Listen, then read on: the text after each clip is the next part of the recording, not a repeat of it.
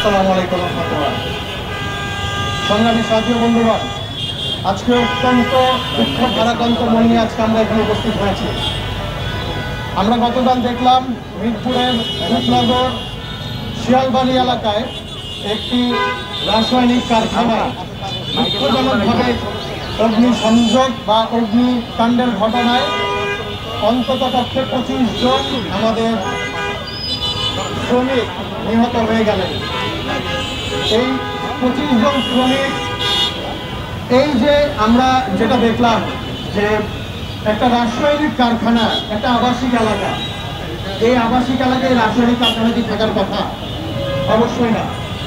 আমরা এর আগেও লক্ষ্য করেছি পুরান ঢাকার নিমতলীতে এই অগ্নিসংযোগের ঘটনায়, অগ্নিকাণ্ডের ঘটনায় 117 জন নিহত হয়েছে।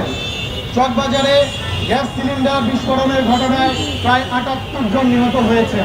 এছাড়া তাজরিন ফ্যাশন সহ অসংখ্য দুর্ঘটনার ঘটনা আমাদের এই অগ্নিকাণ্ডের বিষয়ে আমরা ইতিপূর্বে লক্ষ্য করেছি। কিন্তু আমরা দেখতে পাচ্ছি যে কখনোই এই বিষয়ে কোনো সুষ্ঠু প্রতিকার আমাদের রাষ্ট্র আমাদেরকে দিতে পারে নাই, যার কারণে ঘনে ঘনে বারংবার এই দুর্ঘটনাগুলো ঘটে যাচ্ছে। আমরা প্রতিবাদ করছি, আমরা সভা করছি, আমরা দাবি জানাচ্ছি, কিন্তু কোনো প্রতিকার পাচ্ছি না। বাংলাদেশের শ্রমিকরা হচ্ছে একটি অবহেলিত শ্রেণী। আমি জানতে চাই, সরকারের কাছে জানতে চাই, 24-এর এই ফ্যাসিবাদী শাসন অবসান করার পর আর কতটি লাশ পড়লে শ্রমিকের অধিকার নিশ্চিত করা হবে? আর কতটি লাশ পড়লে আমার শ্রমিক তার ন্যায্য অধিকার ফিরে পাবে?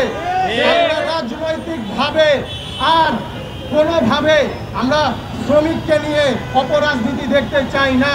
শ্রমিককে নিয়ে শ্রমিকের রক্তের দাম নিলামে আমরা দেখতে চাই না। আমরা শ্রমিকের অধিকার সুনিশ্চিত চাই। আপনারা জানেন জাতীয় নাগরিক পার্টির সিনিয়র যুগ্ম আহ্বায়ক তিনি 3 দফা দাবি দিয়েছেন। অনতিবিলম্বে আমি ইন্টারিম গভর্নমেন্টের কাছে আবেদন করব, আপনারা এটাকে আমলে নেন। ছাত্র জনতার দাবি হিসেবে আপনারা এই দাবিকে রাষ্ট্রীয়ভাবে বাস্তবায়নের আপনারা ব্যবস্থা করুন। অনতিবিলম্বে 25টি পরিবারকে 1 কোটি টাকা করে ক্ষতিপূরণ দিতে হবে। দ্রুত এই ব্যবস্থা এবং এই যে হত্যাকাণ্ড, আমি বলবো এটাকে হত্যাকাণ্ড, কারণ কোনোভাবে একটি রাসায়নিক কারখানা একটি আবাসিক এলাকায় থাকতে পারে না।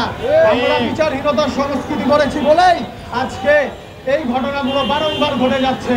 আমরা যদি বিচার সংস্কার এই বিষয়গুলো সুষ্ঠুভাবে করতাম তাহলে এই ঘটনার পুনরাবৃত্তি হতো না। অনতিবিলম্বে আমি দাবি জানিয়ে যাচ্ছি, অনতিবিলম্বে 3 দফার বাস্তবায়ন আপনারা করবেন এবং আমরা দৃশ্যমান বাস্তবায়ন আমরা দেখতে চাই।